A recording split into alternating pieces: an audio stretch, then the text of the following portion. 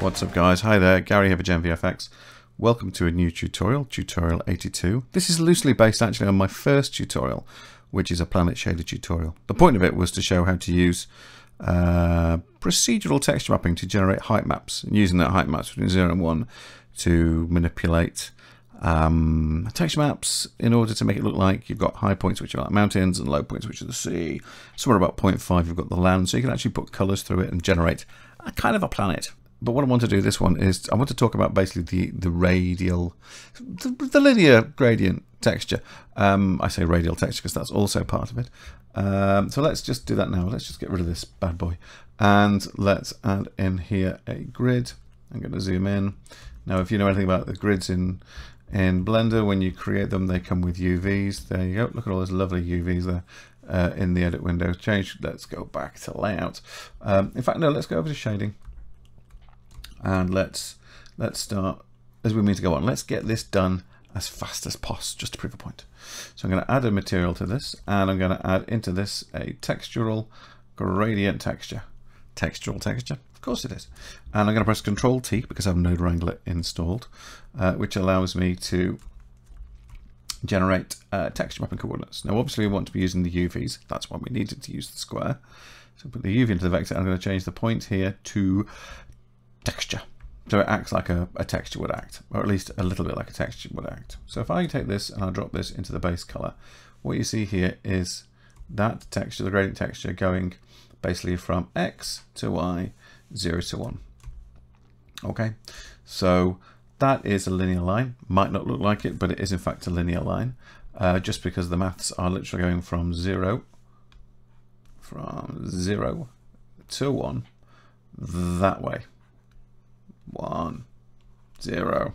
Okay, so that's good. That's exactly what it's meant to do. But there are other types of curves in here in terms of the actual movement of the values between 0 and 1. So what we can do here, if I just go back to this, not that it matters too much, I can change this from linear to quadratic. Now quadratic, you can see we have a lot more black. So to explain, let's just do this. I'll drop a line there, drop a line there. And then if I draw here, so remember we've got, whoops, I didn't put it right. We've got 0 here and we've got 1 here. So in this instance, let's just look at it like it's a curve. Quadratic curves go like that. So you get more, it's not a linear line, it's below a linear line, it's arcing upwards. So that's kind of what a quadratic curve does. So it's good for kind of like stretching things, and that could be useful.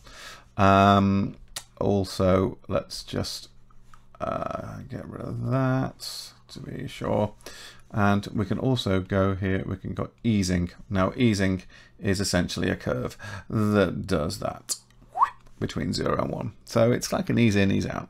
It's so you get that sort of like blending, which is nice, but it's not what we need. Let's just get rid of this, and then you have diagonal, which essentially is 0 to 1 from here all the way to that corner. Because it goes from the 0 point. In fact, everything goes from the 0 point here, which makes it slightly difficult when you want to look at something, say for example, a spherical map. So you can see there it is, 0 is there. So in order to do a ring, if you wanted to do a ring, the way to do that is to go and change your location on your textural space, which in this case is 0.5. That has moved that point into the middle, and then we scale it down by 0.5. And what that does is that makes our radius of the spherical go from the center point to the edge, which is exactly as it should do because that's what they do. And again, so if you look at a quadratic sphere, it also has the same thing. It's very much like the spherical, but it's got a much softer kind of ease to it. And then, as I say, if you now go back to linear, you'll see it's starting in the middle. But you'll also notice that also it's completely black beyond that. It's not wrapping, it's not repeating. It's taking the outer edge and it's going, that's it, that's my only value, because it's not like a regular texture. If you want to make it like a regular texture, if I say I want to see this 5 times, let's just set those back to 0. The way to do it is, of course, you can see that the white values reach white, this has gone. What you can do is you can add a modulo mathematical function between the mapping and the texture. And for anyone who doesn't quite understand it, it isn't the easiest thing in the world to understand, but if you think about it in terms of just the maths and try and forget the full explanation, it makes sense. Basically, modulo calculates the remainder of a value.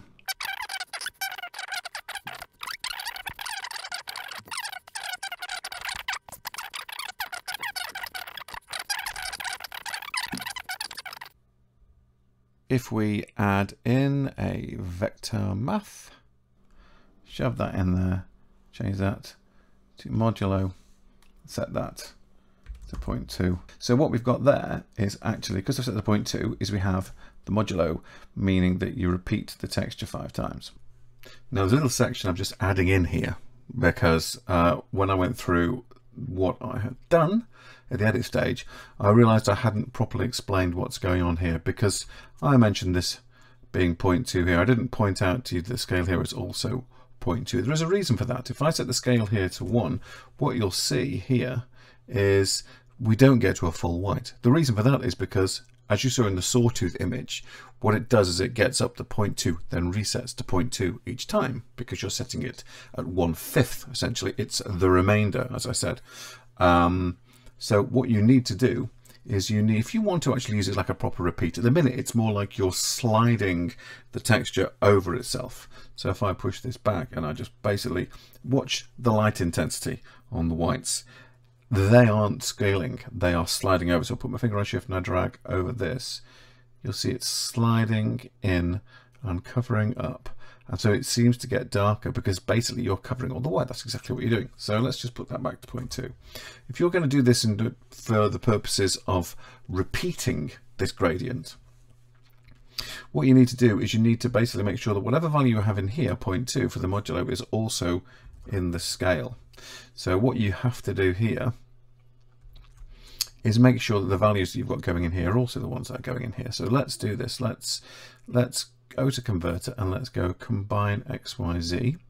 So we've got 3 values here. I'm going to set them all to 0.2. I'm going to shove them into there so you can see them there, and you'll notice that that's all nice and white. It's all nice and white because this is all set to 0.2. And if I push this and put them to the scale there, that means now that if ever I change a value, change the values down here. If I set all these to 1, there you go, all nice. Put my finger on shift and drag through the X, it's now scaling down. It's now scaling down. So you're getting the full range because you're scaling it in this part of the actual mapping as well as in the modulo. So it just means it now acts like a proper repeat. And so to explain that properly, if I set all these to 0.2, in fact, no, I'll tell you what, let's put those both to 1. If I rotate this in the Z by 90 degrees, you'll get the one line there, can you see? So that's because this one is set to 1. If I set that to 0.2, you now get the feel that you've got that gridding, that textural repeating. So it's going, the rotation is going from the bottom corner, okay? From the bottom corner, because that's the way it works. What I can do, if I just set this to, let's set it to 45, minus 45. I'm going to just move the location of this. You see what happens? It's a much, if I wanted to move that across the middle, basically to the middle of the tile, it's not 0.5. Because we've scaled everything down, that also needs to be scaled down. To put it into the middle, it's now 0.1. So if I want to scale and push that one to the middle, that's also 0.1 because it's 1/5. Can you see? And now it rotates that through the middle. So it's just a matter of percentages, I suppose, which actually is quite relevant really, because a modulo used a lot in mathematics. You don't type in the word modulo, sometimes you type in the word mod, but most of the time it's literally the % sign. So it does kind of make sense. Anyway, I hope that makes a bit more sense for you in relation to how to do mapping with the gradient texture. And now we'll go on with the next part of what we're meant to be doing. So we're going to change this gradient texture because remember the point was to do a planet kind of thingy. I'm going to take this gradient texture and I'm going to put it on here. I want to create some planet rings. So let's change this first of all to spherical. And let's turn off that angle there. Let's set the locations to 2.5 in the middle. And let's set the scale to 0.5. So we now have a value of going from 1 to 0 that way. Now that's good, that's fine. But what we can do is we can use this value between 1 and 0 to basically take something else and treat this as if it's the UVs. So if I add into here, say a Musgrave texture, shove it into the height, you'll see we get this kind of thing. Let me just scale it down a little bit, give it a little bit more detail. and I'm going to change the dimension to 1 because it means you get this kind of like lovely sort of stuff. What we can do is if we were to add, say, the UV texture into this vector, you'll see it change, but fundamentally it gives us the same stuff back. We don't want to do that. What we want to do is say, right, I want the value from 1 and 0 in here to remap this around the shape. So it kind of like stretches it out. It takes the information, stretches it out. So if I do this and put it into the vector, you get that. Now that is a thing of beauty, and that's really, really useful. So as I change the Musgrave, if I scale it down, we get more rings. So you can actually animate this, and even better, if you want to, you can sort of like change this from 3D to 4D. And if you do one of my earlier tutorials, you'll find basically when you change it to 4D, what it does is it makes the value in here animatable. So you can make it look like it's all sorts of like get some VJ stuff going, but you kind of see my point. So that's, if we put it on there, let's pop it back on 3, and you can see we get this kind of like, we're getting this sort of like satellite kind of ring feel, broken kind of like, these are planets, these are planet rings. They just look all that sort of like dusty, dirty, but they've also got that kind of like really sort of like granular nature that you get when you look at these things. They're very, very granular. Of course, then you're thinking, well, we need some color. And this is where, again, where all this stuff just kind of comes into its own. So I'm just going to add into here a converter. I'm going to add a color ramp. And I'm going to take this gradient out and shove that into the color ramp. And I'm going to take the color, let's move this down here. And I'm going to put this into the transparency because we don't want rings there. We don't want to get all this stuff at the end. And we want this to kind of like feel like it's transparent. So I'm going to take the color and shove it into the alpha. It's fine. Don't worry. It sorts itself out. You can't tell right now because the shader isn't doing what it needs to do. So we go down to the shader, and then at the bottom here, because we're in Eevee, I'm going to change it to alpha hashed on both of these. There we go. Alpha hashed. There you go. So what that's doing now is it's doing what you'd think. It's making it more transparent where the black is and more solid where the white is. So if I push the white here out, you can see it becomes more solid. But that's still quite nice. But it means that we can get the rings out here like this. And then what we need to do is we need to add some more values. Move that to there. Set that to say a white. And then we'll put one more after that. Let's put that here and we'll change that to black. So we kind of got this ring section, but then of course we've still got to make sure that it's not actually solid where there's black here.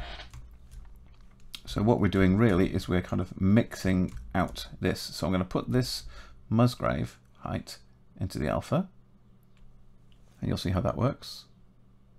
Okay, so that's kind of done that, but I'm going to use this value here, this ring here, to basically chop out the bits we don't want. So let's add a color, mix color there. We're going to pop that into that.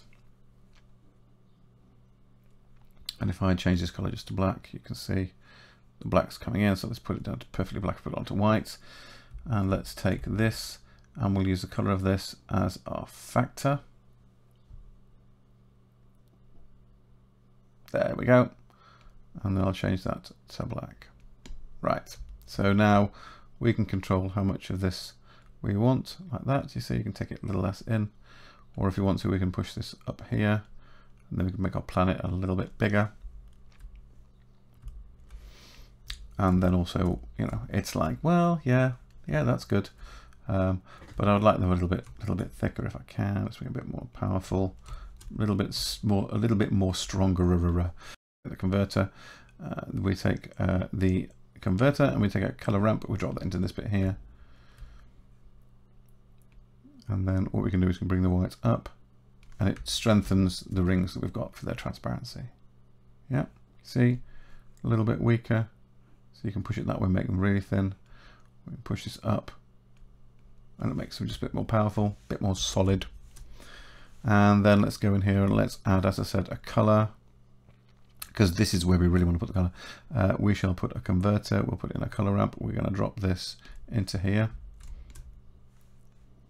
Yep, and then we're going to take the black and we're going to lift this up, make this some sort of color. And then we can add, let's just do this and let's add a few colors in, just for giggles. make this brown, goldy brown, and make this one blue, and make this one here, make this one black, or at least darker. Bit of green. Now what's happening is it's using the white values again, 0 to white, to make the colour do this, and I don't want that because I don't mind it colouring the rings, but I don't want it. This is basically putting it across each white section, so that's why it looks a bit off. If I push this red up, you'll see how it's coming into all the red bits. If I bring this black down, you'll see how it's push those two in there a bit more. You see the black's pushing itself towards the middle. What I want to do is take just the gradient out of this. So the gradient goes into the factor, and that means it'll go across from the middle to the back. There you go. So you get like this idea of them being the intensity of the circle is dictating how far the colours move in and out. So they are now going along the length of our ring, but then you might have noticed some of these aren't missing. Some of these are completely missing. That's because our rings in relation to that gradient are just in this section here. So what we need to do is to move all of our shades up like this so you can see what they're doing, and then you can be a little bit more specific. So let's make that one a little bit more orangey. Let's make that one yellow.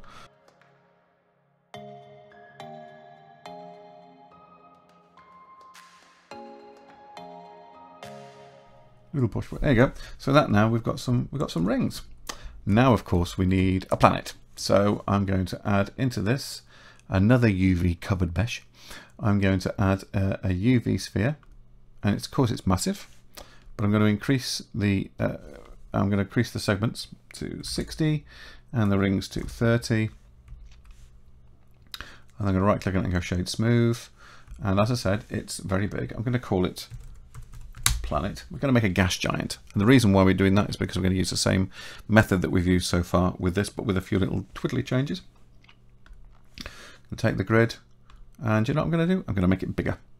Let's make it bigger, so we don't have to change the scale of the planet. We'll just change the scale of the rings, and already you can see that this is kind of looking a bit planetoidal. What I'm also going to do very quickly as well in this is I am going to make sure that this looks like it's got shiny rocks.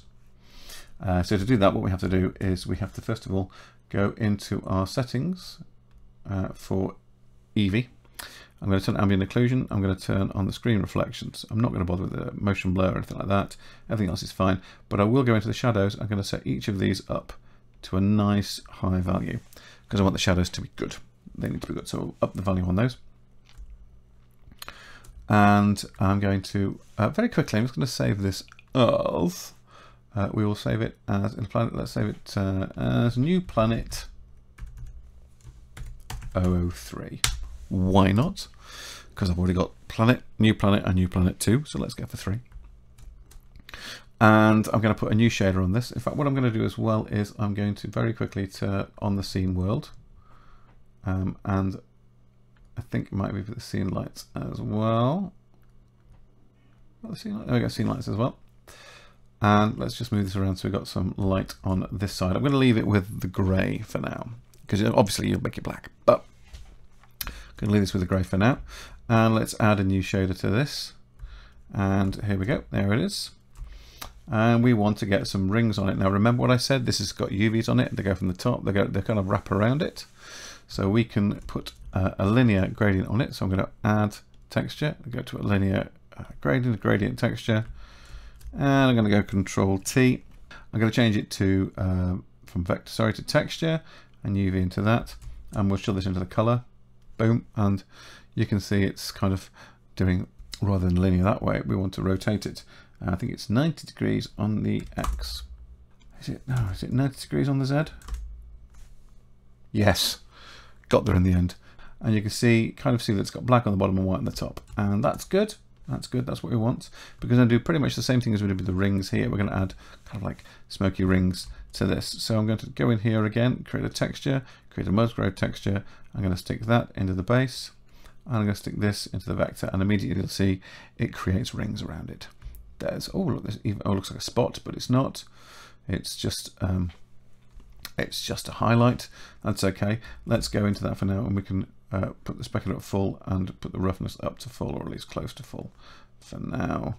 Just we don't need it that shiny just yet. Let's not worry about that right now. If I actually just do this, if I go into the light and I'm going to change it to a sunlight, set that to 1, so at least we've got that accurate there straight away.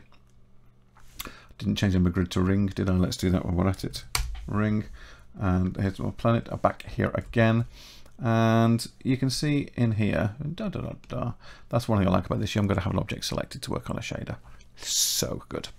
So I'm going to increase the scale on this. I'm going to increase the detail here. I'm going to reduce the dimension, just like we did on the outer ring. And you can see there we've probably got a few too many rings. So let's just scale this up again. And that's kind of getting where we want it. I kind of like it. Yeah. Actually, that's a bit better. So I'm going to move this along because this is fine. This is all fine. But I want these to be a little bit more fractured, a little bit more bumpy, shall we say. Now I'm going to add a couple of what I'm going to do now. I'm going to add 2 versions of this. And this is kind of a thing that I do, and I know other people do, which is to make something look more turbulent. Now it's a similar thing whether you're doing it as using turbulent displace in After Effects, or you're doing anything with when you're manipulating textures inside of Maya or anything like that. Just going to add a bit of noise. Now what I have to do in this instance is I need a vector math to add noise. I need the texture which I'm going to use for noise, which in this case will in fact be noise. And then I need something in between so I can multiply the amount of noise going into the addition. So again, that's another vector math. So let's do that. Vector math, pop that there. So let's look at this. I'm going to change this one to multiply. I'm going to leave this one as add. Let's take the factor of this, put it into our first value. Leave that at 0, so we're multiplying it by not by any value at all. I'm going to put that then into here, into the bottom part, and I'm going to put this here. So that comes out of there, and that goes into there. So at the moment we've just set it up, but you won't see any results yet. Okay, so it's going to look fine. What I'm going to do is I'm going to just very gently with my finger on shift, I'm going to move this value up, and you can see what it's doing straight away. It is fracturing everything with the X. Now what I'm going to do is I'm going to set this to 0.1 on everything. Now if I set this to 0 and just move the X, you can see that's a big amount. But you can see it's not doing a very good job of it. It's only going in one direction. It needs whatever value it needs to go in the X, pretty much needs to go in the Y. If I do that, you see that kind of looks better. But then it's not happening properly in the Z, so it's a bit broken. 0.2, and it's consistent, so it's just fracturing the whole of the lines. Okay. It just means you get some sort of nice feel. And I'm going to show you something else in a second, which is why the reason why we do this twice. I am going to make sure I'm going to move this scale with a finger on shift. I'm going to move this scale down so we get a smoother ripple, bigger one basically. There we go. What's that? That's about 1. So we've got some fracturing across, maybe a little bit less. There we go. So it's a little bit of fracturing to the lines. Globally, they're much, much softer. And then if I change all of these to like 0.1, you know, if I change all of these to 0.1, it's just nicer. If I set it to 0.5, he said, getting the buttoning wrong. You can see how it's all like, you can see they're really nice big shapes, but they're too big in terms of the actual height. And this is what we're doing. This multiplier basically is the controller for the height of the noise that's going in. So let's set that back to 0.1. So that's good. So we've got one set of fracturing on a big level. But what I want to do is I want to add that again, but not big. I want to add that as small. So it's another version of this, but smaller. So when we're in here, we see all of this lovely little lines, but we're going to see a little bit more of extra detail. See, it's like another addition, but much smaller. So let's select one of those, go Shift D, drag them and drop them there. I'm going to take this and add that into there, and you'll see immediately it's just doing the same motion as this on top of itself. Yep, so that's it. So if I was to take these and mute them,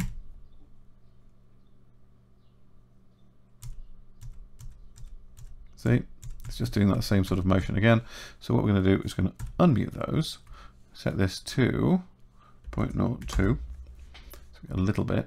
Yep. I'm going to go in here so I can see I'm a lot closer. I'm going to take this scale, I'm going to scale this up Okay. And I'm going to bring the detail up as well. And let's just bring that roughness in a little. Yeah, let's increase that detail, and let's maybe make this a little bit higher. I'm going to set this to 0.01. So we have 2 sets of noise. That might even be a little bit high still. Say 0.005. There we go. That's nice. So with these two combined together, you know, what we have is 2 controls into the actual rings themselves. And that works well for me. I'm pleased with that. It's nice. What we also need now, of course, is we need to add color to it as well.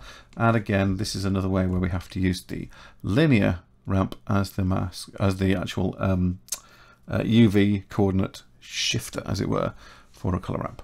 So we're going to add into here a color ramp.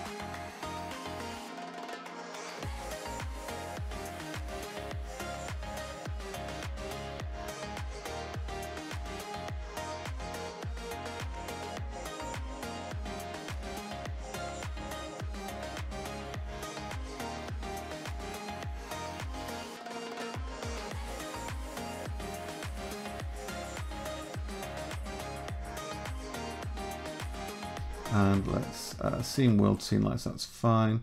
Let's go to our world and let's make that black.